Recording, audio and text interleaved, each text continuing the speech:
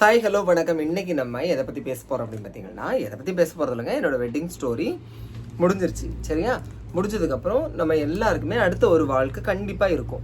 நான் எப்பவுமே சொல்லியிருக்கேன் தெரியுமா, விவாகரத்துங்கிறது வாழ்க்கையோட முடிவு கிடையாது, அதுவே நிறைய பேருக்கு என்னது விடுதலை அப்படின்னு சொல்லியிருப்பேன். அது மாதிரி நானும் என்ன செஞ்சுட்டேன், விடுதலை பெற்றுவிட்டேன். என்னிடமிருந்து அவர்களும் விடுதலை பெற்று விட்டார்கள். அவர்களுக்கான வாழ்க்கையை பார்த்து கொண்டு நல்லபடியாக இருக்கிறார்கள். அதே மாதிரி அடுத்த கட்டத்துக்கும் நானும் என்ன செய்யணும், போகணும். சரியா? இதில் வந்து இன்னைக்கு காலையில் வந்து எனக்கு இந்த மாதிரிப்பட்ட பொண்ணு வேணும், இப்படிப்பட்ட பொண்ணு வேணும் அப்படின்னு சொல்லிட்டு நான் ஒரு வீடியோ போட்டேன். அதில் எக்கச்சக்கமான விமர்சனங்கள் வந்துருந்துச்சு. ஓகேவா? அதை நம்ம ரெண்டாவது வரலாம். நாங்கள் எப்போவுமே நார்மலாக நான் எதிர்பார்க்குறது என்ன அப்படின்னு பார்த்துட்டிங்கன்னா, இப்போ நான் ஒரு ஃபீல்டில் இருக்கேன் அப்படின்னா, இப்போ என்ன கல்யாணம் பண்ண வர போகிறவங்க ஃபஸ்ட்டு இவங்க எந்த ஃபீல்டில் இருக்காங்கன்னு நான் புரிஞ்சுக்கணும். சரியா? அதே மாதிரி வரப்போகிற பொண்ணுக்கும் நம்மளுக்கும் அவங்களுக்கும் ஒரு பேஷன் இருக்குது அப்படின்னாங்க, அது நானும் என்ன செஞ்சுக்கணும், புரிஞ்சுக்கணுமே தவிர ரெண்டு பேருமே எதிரெதிர் திசையில எதிர்க்கக்கூடாது.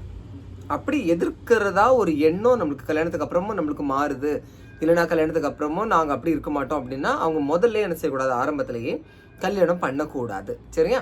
ஏன்னா கல்யாணம் பண்ணுறதுக்கு கொஞ்சம் கேப் கிடைக்கும் பார்த்தீங்களா, அந்த கேப்லேயே நம்ம ரெண்டு பேருமே மீன்ஸ் அவங்கவுங்க ரெண்டு பேருமே என்ன செஞ்சுக்கணும், மாற மாற பேசிக்கணும். அவங்க என்ன நினைப்பாங்களோ இவங்க என்ன நினைப்பாங்களோன்னு நினச்சிக்கிட்டு என்ன செய்யக்கூடாது, கல்யாணத்துக்கு ஒத்துக்க கூடாது. சரியா?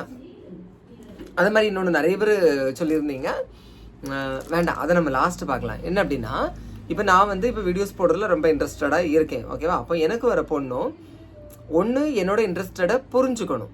சரியா? புரிஞ்சுக்கலாம். இன்னொன்று என்ன அப்படின்னு பார்த்துட்டிங்கன்னா, அவங்களுக்கும் ரீல்ஸ் பண்ண இன்ட்ரெஸ்ட்டாக இருந்துச்சு அப்படின்னா அந்த ரெண்டு வேவ் லென்த்தும் கரெக்டாக போயிடும்.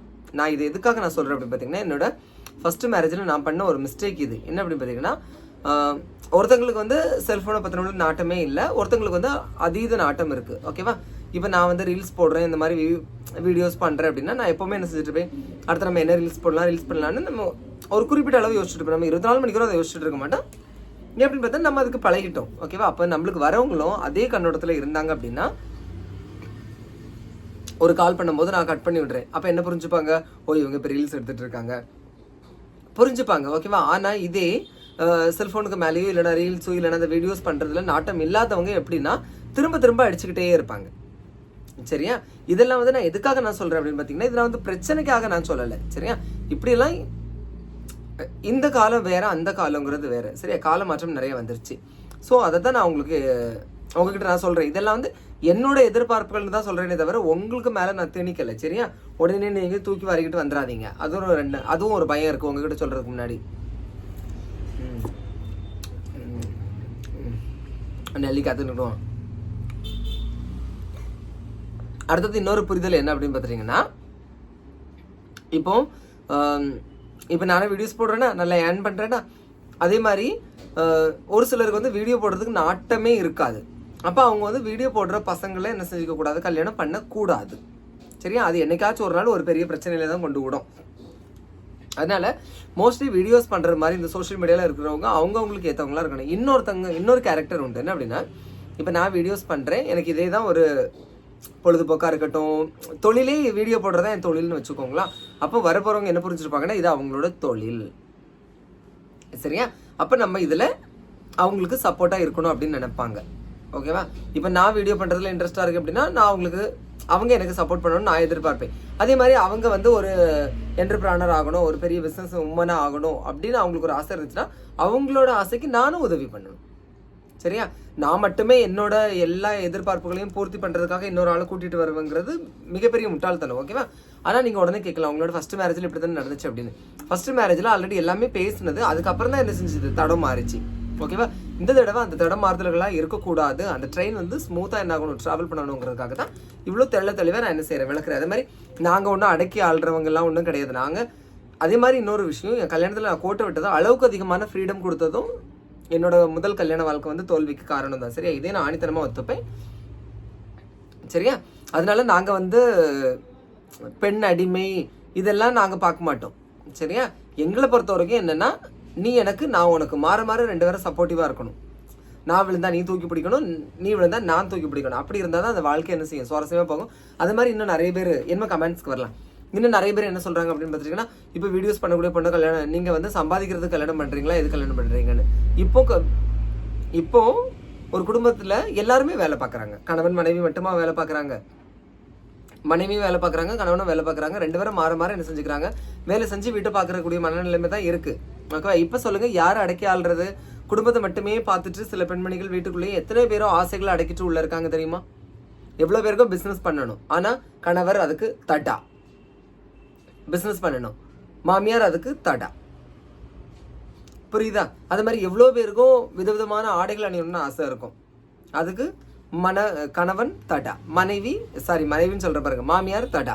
சுற்றி இருக்க நாத்த நாறு, அந்த நாறு, இந்த நாறு, எல்லா நாரும் என்னென்ன சொல்கிறோன்னு சொல்லிக்கிட்டே நீங்கள் உங்கள் மனசாட்சி தொட்டு சொல்லுங்கள். எவ்வளோ பேர் ட்ரெஸ்ஸிங் சென்ஸில் உங்களுக்கு பிடிச்ச ட்ரெஸ்ஸை போட முடியாமல் வீட்டுக்குள்ளே இருக்கீங்க? எக்கச்சக்கமான பேர் இருக்காங்கங்க. கமெண்ட்ஸில் 1000 சொல்லுவாங்க, அது 2வது விஷயம். சரியா? நிறைய பேர் இருக்காங்க. அதே மாதிரி அவங்களுக்கு விருப்பமான எத்தனை பொண்ணுங்களுக்கு டான்ஸ் ஆடணும்னு ஆசை இருக்கும் தெரியுமா? அதுக்கு எத்தனை கணவன்மார்கள் தடா அக்கடா அண்ணனாங்க தடை போட்டால் அந்த மாதிரி தடை போட்டு வச்சுருக்காங்க தெரியுமா? அது மாதிரி வீடியோஸ் பண்ணும்போது நீ ப்ரைவேட்டாக தான் பண்ணணும், அப்புறம் எதுக்குங்க அதை பண்ணணும்? எல்லாருக்குமே ஒரு ஆசை இருக்கும். என்னென்னா, நம்ம இப்போ வீடியோஸ் பண்ணுறோம் அப்படின்னா அது 4 பேர் பார்க்கணும், பாராட்டணும்னு ஆசை இருக்கும். அது இல்லாதவங்க யாரும் கிடையாது. உடனே நீங்கள் வந்து அதுக்கு நல்ல துணி போடலாமே அப்படி அதெல்லாம் நீங்கள் கொண்டே வராதிங்க. அதெல்லாம் அவங்கவுங்க விருப்பம். சரியா? இங்கே ஆடை சுதந்திரம்ங்கிறது வேற, ஆடை கட்டுப்பாடுங்கிறது வேற. 2க்கும் வித்தியாசம் நிறையா இருக்குது. அது மாதிரி ஆணுக்கு மட்டும்தான் ஆடை சுதந்திரமா அப்படிலாம் கிடையவே கிடையாது. 2 பேருக்குமே அவங்கவுங்க விருப்பப்பட்ட ட்ரெஸ்ஸை வந்து என்ன செஞ்சுக்கலாம், போட்டுக்கலாம். நான் இதெல்லாம் எதுக்காக நான் கிளியராக சொல்ல வரேன் அப்படின்னு பார்த்தீங்கன்னா, அடுத்த கல்யாண வாழ்க்கையாவது நம்மளுக்கு நல்லா இருக்கணும் அப்படின்னா நம்ம எல்லாமே பிளான் பண்ணி தான் நம்ம வச்சுக்கணும். சரியா? இந்த காலத்தில் எல்லாமே என்னது தான், ஒரு புரிதலோடு தான் நடக்கணும். சரியா? அது மாதிரி இன்னொரு என்ன அப்படின்னு பார்த்துட்டிங்கன்னா, நிறைய பேர் சொல்லியிருந்தீங்க, நீ வந்து இன்னொரு கல்யாணம் பண்ணால் அந்த பொண்ணோட வாழ்க்கையை நீ கெடுத்துருவ அப்படின்னு சொல்லிட்டு. அதாவது ஒரு விஷயம் நீங்கள் நல்லா புரிஞ்சுக்கோங்க, இந்த காலத்தில் பெண்களால் தான் நிறைய வாழ்க்கை ஆண்களுக்கு பாதிக்கப்படுது. அது வந்து உங்கவுங்க வீட்டில் பாதிக்கப்பட்டிருந்துச்சுன்னா உங்களுக்கு அந்த வலி தெரியும். சரியா? நான் தான் சொன்னேன் பார்த்தீங்களா, இன்னைக்கு வந்து ஒரு கணவன் கிட்ட இருந்து ஒரு மனைவி டைவோர்ஸ் வாங்கணும் அப்படின்னா அவங்க ஈஸியாக கையாளுற ஒரு யுக்தி என்னது, அவர் வந்து ஆண்மை இல்லாதவர் அப்படின்னு. அந்த இடத்துலயே அந்த ஆண் வந்து வெட்கி குறுகி ரொம்ப ஒரு தாழ்வான ஒரு மனப்பான்மைக்கு வந்து தான் அவங்க வந்து விவாகரத்து வந்து அந்த பையன் வந்து அங்கே கொடுப்பான். சரியா? என் விஷயத்தில் அப்படிலாம் நடக்கல, நீங்கள் நினச்சிக்கிட்டாதீங்க. எங்களுக்கு மியூச்சுவல் கன்சென்ட், அது என்ன சொல்லுவாங்களே, மியூச்சுவல் தான். அதனால எங்களுக்கு சீக்கிரமே முடிஞ்சிருச்சு. 2 சைட்லேயுமே பிரச்சனை கிடையாது. சரியா? ஸோ அதனால நிறைய விஷயங்கள், நம்ம கல்யாண விஷயங்களை நம்ம பார்க்கணும். இன்னும் நிறைய பேர் வீடியோஸ் பார்த்துட்டு இருக்கவங்களா இருந்தாலும் சரி, தான் கமெண்ட் போடுறவங்க இன்னும் நிறைய பேர் என்ன செஞ்சுட்டு இருக்கீங்க, பின்தங்கிய நிலையில இருக்கீங்க. அப்புறம் நிறைய பேர் என்ன சொல்லியிருந்தீங்க தெரியுமா, உங்கள் வீட்டை முதல்ல சுத்தத்தை அந்த பொண்ணு எதிர்பார்க்கல அப்படின்னு சொல்லிட்டு. அந்த பொண்ணு சுத்தத்தை எதிர்பார்த்து வருது, எங்களோட என்ன சொல்கிறது, எங்களோட மனநிலையெல்லாம் புரிஞ்சு வருது அப்படின்னு பார்த்துட்டிங்கன்னா, அதை சுத்தம் பண்ணுறதுக்கு நாங்கள் உடனே ரெடிங்க. நாங்கள் ஒன்றும் ரெடி இல்லாமல்லாம் ஒன்றும் கிடையாது. சரியா? அதை நான் சொல்லியிருக்கேன் தெரியுமா, நம்மளுக்கு பிடிச்சது, நம்மளை பிடிச்சி ஒருத்தங்க ஏதோ சொல்லுவேனே, என்னவள் எனக்காக வரும்பொழுது என்னை நான் மாற்றிக்கொள்வேன். ஓகேவா? உப்பு சப்புக்கு இல்லாமல் என்னோட ஆசைகள் எல்லாத்தையும் அடக்கி வைக்கக்கூடிய ஒருத்தி வந்தோன்னா நான் எப்படி மாற முடியும்? அப்படிலாம் மாற முடியாது. சரியா? அதே மாதிரி இன்னொன்று, குழந்தை பெற்றுக்கிறது. நிறைய பேர் கிண்டல் பண்ணுறாங்க, அப்படி இருக்கா நீ ஃபெமைனாக இருக்கா, அப்படி இருக்கா, இப்படி இருக்கான்னு. குழந்தை பெற்றுக்கிறதுக்கு இன்னைக்கு எவ்வளோ வழி இருக்குது. சரியா? டெக்னாலஜி எவ்வளோ டெவலப்மெண்ட் ஆகிடுச்சு. ஓகேவா? இன்னும் நீங்கள் அந்த பழைய அந்த குண்டு சட்டிக்குள்ளேயே குதிரை ஓட்டிட்டு நினச்சாதீங்க, இருக்காதீங்க. உடனே என்கிட்ட இப்போ நீங்கள் வாரி பிடிச்சிக்கிட்டு வருவீங்க பாருங்கள். சரியா? நான் இந்த மாதிரியான பெண்ணை தான் நான் என்ன செய்கிறேன், எதிர்பார்க்குறேன். சரி? அதுக்கப்புறம் இன்னொன்று என்ன அப்படி பார்த்தீங்கன்னா, மனநிலை ரொம்ப தெளிவாக இருக்கணும். இப்போ வந்து என்ன யாராவது ஒருத்தவங்க குறை சொல்கிறாங்கன்னு நினச்சிக்கோங்களா, அவங்கக்கிட்ட அவங்க என்ன சொல்லணும் அப்படி பார்த்தீங்கன்னா, அவருக்கு பிடிச்சிருக்கு, அவர் பண்ணுறாரு, நீ வந்து ஒரு ஃப்ரெண்டாவோ இல்லைனா ஒரு ரிலேட்டிவாவோ நீங்கள் என்கிட்ட என்ன வேணாலும் பேசுங்க, அவரை பற்றி நீங்கள் இந்த மாதிரி டாபிக் கொண்டு வராதுங்க அப்படின்னு ஓப்பனாக பேசக்கூடிய பொண்ணு தான் எனக்கு வேணும். அது மாதிரி எனக்கே ரீல்ஸ் பண்ணுற ஒரு பொண்ணு தான் வருதுன்னு நினச்சிக்கோங்களேன், அவங்கள பற்றி யாராவது என்கிட்ட சொல்கிறாங்க, நான் வந்து சொல்கிற அளவுக்கு நான் வைக்க மாட்டேன். ஏன்னா வந்து நான் வந்து ரொம்ப ஸ்ட்ரைட் ஃபார்வர்டுங்கிறது எனக்கு தெரியும். அதனால என்கிட்ட அதை வச்சுக்க மாட்டாங்க. சரியா? அவங்கவுங்களுக்கு விருப்பம் அவங்கவுங்க பண்ணிட்டு போகிறாங்க. நீங்கள் யார் இடையில வந்து கேட்குறதுக்கு? சண்டை சச்சரவு வந்துச்சுன்னா அதை அவங்க பார்த்துட்டு போவாங்க, நீங்கள் பார்க்கணுங்கிற அவசியம் கிடையாது. அப்புறம் வேற என்னது, அதனால நீங்கள் வந்து என்னோட முதல் கல்யாண வீடியோக்களில் வந்து அந்த ஸ்டோரியை நினச்சிக்கிட்டு நான் இப்படி தான் இருப்பேன்னு நீங்கள் டிசைட் பண்ணாதீங்க. சரியா? அந்த டைமில் நம்மளுக்கு வந்து என்ன கிடையாது, ஒரு மெச்சூரிட்டி கிடையாது. இப்போ வந்து நம்மளுக்கு தெளிவான மெச்சூரிட்டி இருக்குது, தெளிவான மனநிலை இருக்குது, எல்லா பக்குவமும் இருக்குது. சரியா? ஸோ அதனால் நல்லா ரீல்ஸ் பண்ணணும், நல்லா ஆடணும், பாடணும், ஆசைகளை வெளிப்படுத்தணும். இன்னும் நிறைய கோமெண்ட்டுங்க கேட்டுச்சு, நீங்கள் ரோட்டில் உருண்டிங்கன்னா அவங்களும் ரோட்டில் உருளுமான்னு. அவங்க ரோட்டில் உருள வேண்டாம், நான் உருளும் போது அவங்க வீடியோ எடுத்தால் போதும். சரியா? அது மாதிரி அவங்களுக்கு உருள்றதுக்கு விருப்பம் இருக்குது அப்படின்னாக்கி அவங்க உருளட்டும், நான் வீடியோ எடுத்துப்பேன். இது எங்கள் 2 பேருக்கும் உள்ளது. நான் உங்ககிட்ட கதையாக தான் சொல்கிறேன், கருத்து கேட்கல. ஓகேவா, மறந்துடாதீங்க. அடுத்தது ஆடுறது பாடுறது அப்படி இப்படின்னு. எங்க ஆடுறது பாடுறதுமே இந்த காலத்தில் ஒரு தொழில் தாங்க. ஓகேவா, ஸ்டேஜில் ஆடினா கைதட்டு கிடைக்கும். ஓகேவா, ரோட்டில் ஆடினா என்ன கிடைக்கும், பிச்சை கிடைக்கும்னு சொல்லி நீங்கள் கமெண்ட் போடுவீங்க. பிச்சை கிடைக்காதீங்க, யூடியூப்ல நல்ல மணி வரும். சரியா? அப்புறம் இன்னொன்று, இப்போ நிறைய பேர் சொல்லுவாங்க பாருங்க, இவருக்கு எப்போ பார்த்தாலும் மணி மணி மணி மணி தான். ஆமாங்க, இன்னைக்குள்ள வாழ்க்கையில் ஒருத்தங்களை தீர்மானிக்கிறது இதுதான், மணி தான். ஒருத்தங்களோட பேட் ஹேபிட்டாக இருக்கட்டும், பேட் கேரக்டர்ஸ் இருக்கும், எல்லாத்தையும் மடக்கி வைக்கணுமா, அதை யாரால முடியும்? Money. Money is always ultimate. சரியா?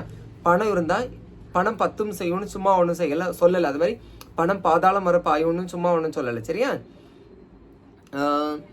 அதனால என்ன சொல்கிறது, இப்போ எல்லாமே ஓரளவு நம்ம மெச்சூரிட்டி நல்ல ஒரு இது எல்லாமே இருக்குது.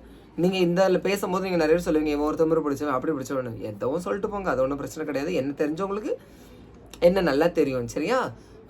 அதனால இந்த அதுக்கப்புறம் நிறைய பேர் கேட்டிருந்தீங்க, கல்யாணம் ஆகி குழந்தை இருந்தால் நீங்கள் அவங்கள கல்யாணம் பண்ணுவீங்களான்னு சொல்லிட்டு. அது மட்டும் சரி வராதுங்க. ஏன் அப்படின்னு பார்த்துட்டிங்கன்னா, அதுக்கப்புறம் அந்த குழந்தையோட வாழ்க்கை வந்து பாதிக்கும். ஒரு நிறைய இன்ஃபீரியாரிட்டி காம்ப்ளெக்ஸ் வரும். இப்போ அந்த கல்யாணம் பண்ணுறேன், அவங்கள நான் இங்கே கூட்டிகிட்டு வரேன்னு நினச்சிக்கோங்களேன். அந்த குழந்தைய எங்கள் சைடில் உள்ளவங்க, எங்கள் வீட்டு சார்ந்த நான் ஏற்றுக்கலாம், ஆனால் என்ன சார்ந்தவங்க ஏற்றுப்பாங்களான்னு தெரியாது. பார்த்தீங்களா? ஸோ நீங்கள் உடனே யோசிக்கலாம், அவங்களுக்காக நம்ம வாழ்கிறோம் அப்படின்னு சொல்லிட்டு. அவங்களுக்காக நம்ம வாழ வேண்டாங்க. அந்த குழந்தைங்களோட மனநிலையை நம்ம யோசிச்சு பார்க்கணும். சரியா? ஏன்னா எங்கள் குடும்பத்தில் உள்ளவங்க அந்த குழந்தைய வந்து விளையாட்டுக்குன்னே ஏதாவது சொன்னால் கூட சீரியஸாக எடுக்கக்கூடிய மனப்பான்மை வரும். அப்புறம் வந்து அந்த குழந்தைக்கு ஒரு இன்ஃபீரியாரிட்டி காம்ப்ளெக்ஸ் வரும். ஸோ அப்படி இருக்கும்போது குழந்தையோடு இருக்கிறவங்கள கல்யாணம் பண்ணுறதுக்கு முடியாதுங்க. அது மாதிரி டிவோர்ஸ் ஆகிருக்கும். அப்புறம் வந்து என்ன சொல்கிறது, இல்லை ரெண்டாம் தரமாக இருந்தாலும் சரி தான், எப்படி இருந்தாலும் அது ஓகே தான். அதுலேயே ஒருத்தங்க கேட்டிருந்தாங்க, ரெண்டாம் தரம் இப்போ நான் வந்து செகண்ட் மேரேஜ், அப்போ நீங்கள் வந்து செகண்ட் மேரேஜ் தான் கல்யாணம் பண்ணிக்கணுமா? அப்படிலாம் கிடையவே கிடையாதுங்க. என்னோட இந்த மாதிரியான இதுகளெல்லாம் பிடிச்சி ஒருத்தங்க கல்யாணம் பண்ணாங்கன்னா எனக்கு ரொம்ப சந்தோஷம் தான். சரியா? இப்போ நிறைய பேர் சொல்லுவாங்க, அதுக்கு இவருக்கு வந்து 60ஆம் கல்யாணம் தான் நடக்கும், 70ஆம் கல்யாணம் தான் நடக்கும். எப்படியோ ஒன்றும் நடக்குதில்ல. ஓகேவா? உங்களோட